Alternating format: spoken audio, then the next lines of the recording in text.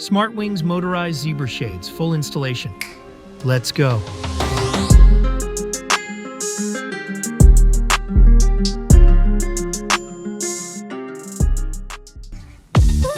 Okay, so those of you not familiar with this particular type of window treatment, what you're looking at is a set of fully automatic motorized zebra shades, and not at all dissimilar to the unit that I had installed in my kitchen just over a year ago.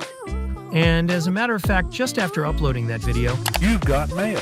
Another manufacturer called Smartwings had reached out offering to send me one of their products. So for today's video, we'll be taking down these curtains and fixing a few screw holes, installing the zebra shades, and then going over the setup and various features. But before we get to the details, if you find this type of content at all useful, please hit that like button or even consider subscribing, as it really helps out the channel. But not if you have a money allergy.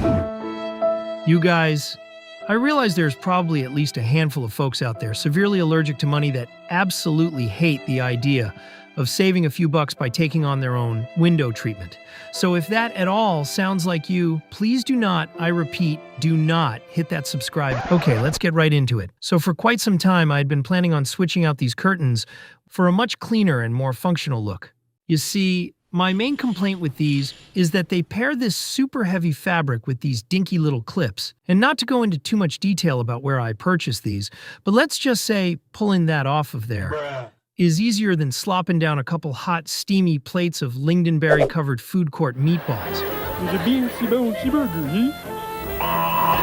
But getting back to these curtains, since we let the light in here on a daily basis, but also need to close these frequently to minimize the glare on the TV positioned on the opposite wall, I was having to go up there and reattach the curtain quite regularly.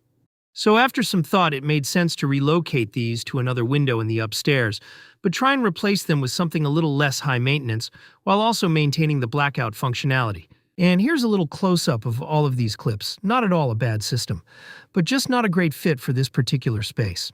So getting these track rails off the wall was as simple as removing 3 brackets and 6 screws. But as I'd be hanging the new zebra shades a bit lower than the curtain setup, I would need to do some touch-up on these 3 spots where the previous window treatment had been mounted. And as a sweet homeowner bonus, I also would get to cut out and fix this nasty drywall crack that I'd been staring at since we moved in here. But if you're just here for the zebra shades unboxing and installation, you can skip ahead to the chapter that starts around 4 minutes and 42 seconds. And on that note, why don't we cue up the hard-working homeowner drywall repair montage?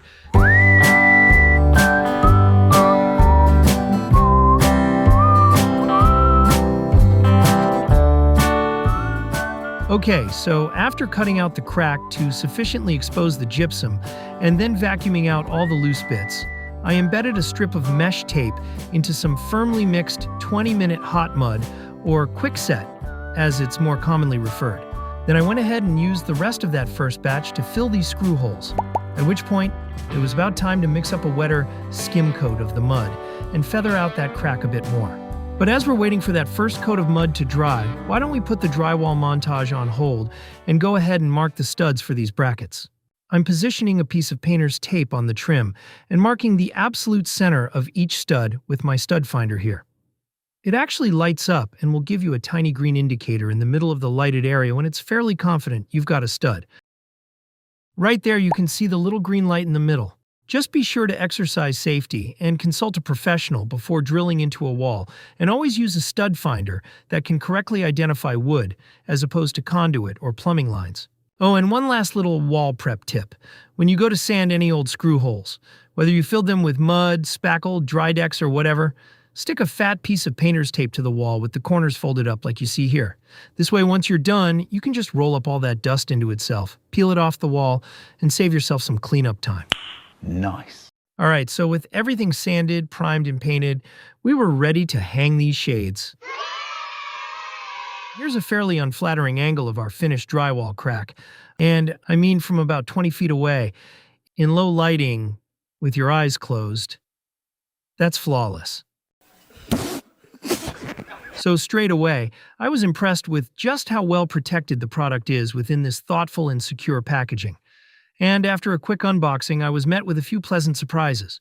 In addition to the more functional items such as the remote control, screws and drywall anchors, charging cable, mounting brackets, instruction manuals, and this solar panel, they also threw in this handy little strip of paper with instructions to be used as a sort of wall level when fastening in your brackets. And if you flip it over, it's also got a few 3M adhesive strips on the back.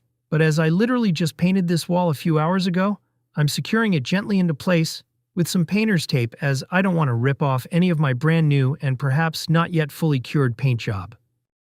I'm also making sure to position my tape underneath the line so that if I do rip off any paint, it'll be concealed by the shades, all the while just working my way down the wall, making sure that the entire line stays level. I should mention too that they had this strip of paper cut to the exact length of my order, so it was super helpful in being able to pinpoint precisely where my intended height would line up with the studs. So here are the 3 mounting brackets, and I believe the size and weight of your installation will determine how many of these you receive. If you look close, you can also see this little foam backing piece that they provide that I've temporarily left exposed there. My exact process was to set the screws in there partially, then rip out the paper graphic, snug that foam perfectly into place, then go ahead and fully tighten everything down. And with all 3 brackets up, the next step is to drop a couple of these provided fasteners in the top and hand screw in this little spring-loaded piece here, which will be used to hold everything in place. With that done, you can give her a squeeze, and we're ready to snap in our shades. Oh, but I almost forgot. If you do go with the solar panel option, be sure to place it in a spot where it can't get smashed by a sliding door or window, and then clean off the glass so that the adhesive backing can make a good connection.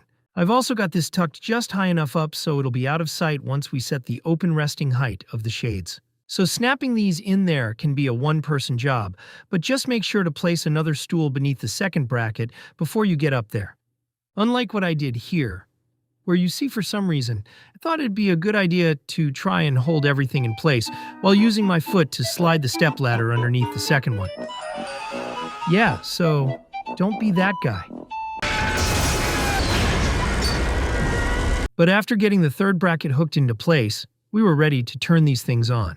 So as far as the setup goes, you'll basically have to press and hold this little button on the motor until the unit makes this jogging type motion. And then you're ready to use the remote control. And after putting in the provided batteries, I found my remote was already paired. Now, since I had hung my unit to the max height, all that was left to do was to set the resting position at which I want the shades extended when they're all the way up.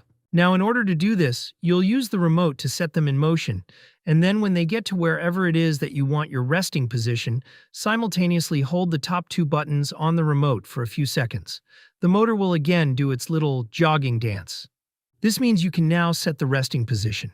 So at this point, you just adjust them a tiny bit and then hold the top 2 buttons again.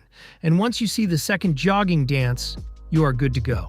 And as for the power source, simply connect the USB cable attached to the solar panel into this charging port and then hope for sunny days. But what's that you say? You two also live here in the Midwest, and the daily forecast for like a third of your year routinely calls for gray skies with a chance of more gray? Well, cast those worries to the side, as you can also charge the unit by connecting this larger USB-C cable into a nearby receptacle via USB adapter. And at the risk of sounding like a Luddite, I'll admit that I'm not much of a smart home aficionado, but would be remiss not to mention that when you hop on over to their website, you have the option of a custom motor on your unit that would sync with Apple Home, Alexa, Google Home, Samsung SmartThings, Home Assistant, and Homey, enabling voice commands and all sorts of cool stuff. So definitely something to check out. Well, that's it for this one. And at the end of the day, I was super happy with the way this project turned out. Big thanks to Smartwings for sending this over. Product link is in the description. And if you've made it this far, please take a minute to hit that like button, or even consider subscribing, as it really helps out the channel. And I hope to see you next time. Thanks.